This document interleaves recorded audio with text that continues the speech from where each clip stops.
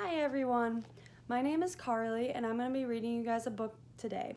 The book is called The Pig in a Wig by Alan MacDonald.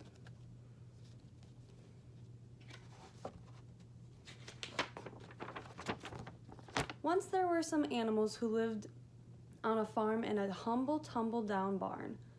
One of them was a pig called Peggotty.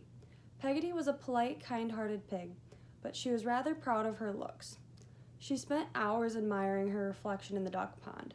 She believed herself to be the prettiest, pinkest, and most perfect pig in all the world. There's Peggotty.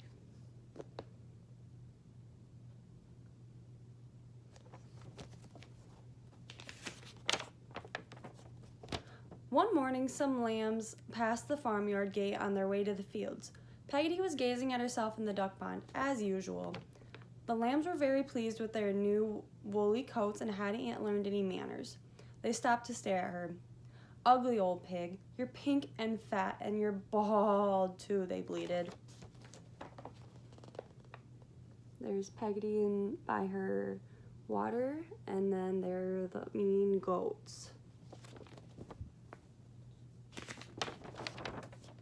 The lambs skipped off, giggling, leaving Peggotty to gaze at her reflection again. Instead of the prettiest, pinkest, most perfect pig, she now saw an awfully ugly, bald pig. A tear trickled down her snout and plopped into the duck pond. Why had she been born bald?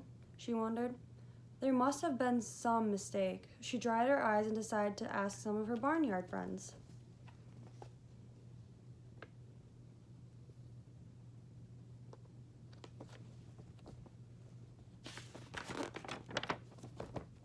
She found the old horse munching hay in the barn. "Excuse me," said Peggotty most politely, "but could you tell me why I am bald?" "Bald? Ah, yes," the old horse said, clearing his throat. "The reason you're bald is that you have no mane," he replied. "And please," asked Peggotty, "is that what makes me so awfully ugly?" "Why, of course," snickered the horse. "There is no finer thing in all the world than a glossy, galloping mane." "I see," said Peggotty. "Thank you."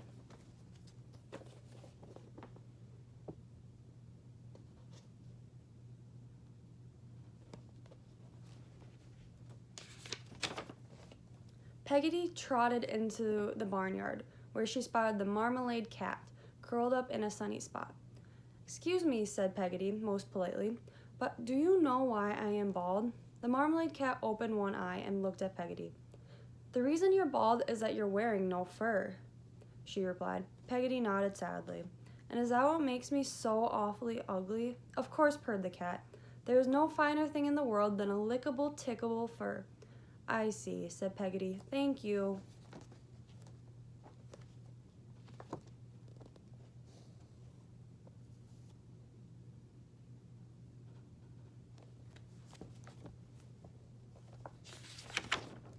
For the rest of that day, Peggotty hid herself from the other animals. It was after dark when she returned to the humble, tumble-down barn. Only the moon was out. "Oh, luminous moon," sighed Peggotty.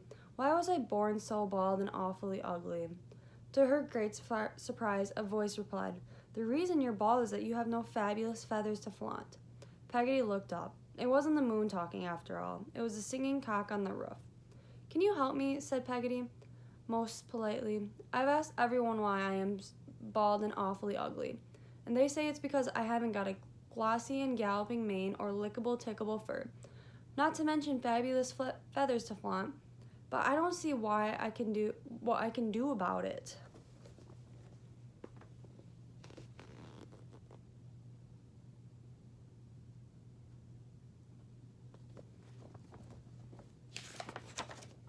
The cock strutted back and forth on the crest of the roof.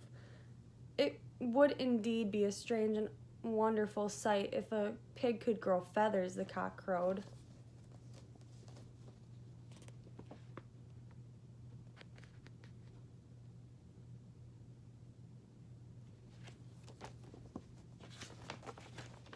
Suddenly, Peggotty had an idea. Without thanking the singing cock or bidding it good night, she trotted into the barn. All that night, while the other animals slept, strange rustling and scuffling sounds came from Peggotty's corner.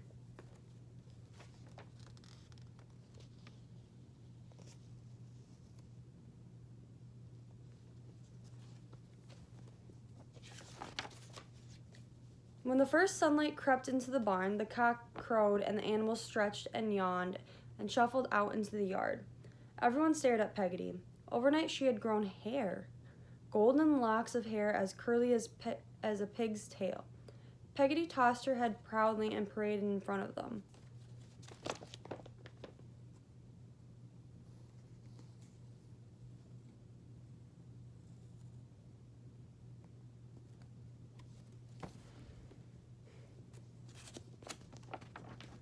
Just then, the young lambs passed by the gate, following their mothers up to the fields. "Look at the pig," shouted one. "What's she got on her head?" "The pig is wearing a wig," they cried.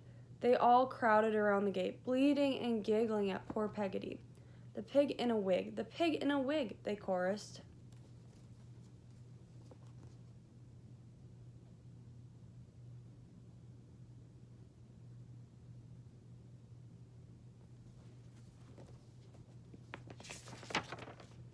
Peggotty's pink face turned red.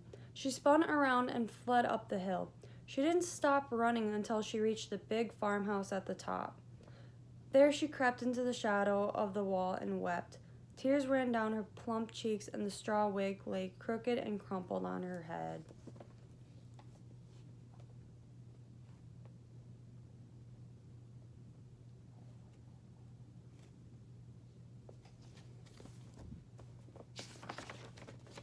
"Whoa, whoa," a voice wailed nearby. Peggotty sniffled and listened. It was coming from the farmhouse. "Hush, hush, my darling, don't cry, my precious," another voice sang. Standing on her hind legs, Peggotty could just see into the window. The farmer's wife sat on the floor, washing something in the tub. In the tub of water lay a baby human. Its eyes were screwed up tight, and its two little hands waved in the air. It was as pink as Peggotty. But what surprised her most was this. The baby was completely bald. It was a pink, plump, and perfectly hairless human.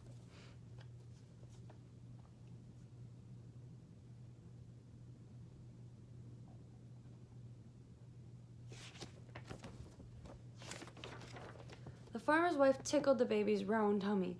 "You're beautiful, my beautiful angel," she cooed. The baby began to gurgle and giggle. Peggotty pressed her face up against the glass, smiling back. At the moment, the farmer's wife looked up and saw the bedraggled, bewigged face in the window. "Help!" she screamed. "A horrible, hairy monster!" Peggotty fell over backward with fright. The crooked and crumpled wig fell off. She left it in the mud and galloped through the gate and back down the hill.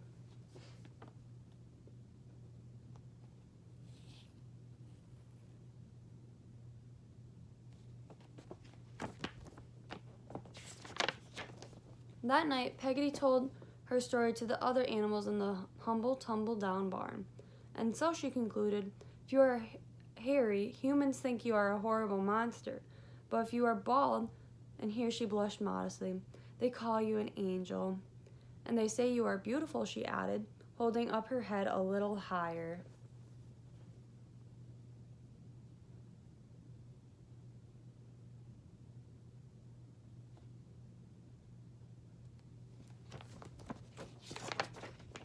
Peggotty has never worn a wig since that day, and she doesn't believe that the finest thing at all in the world is a glossy and galloping mane or lickable tickable fur or fabulous feathers to flaunt. She thinks that pigs are born just perfect.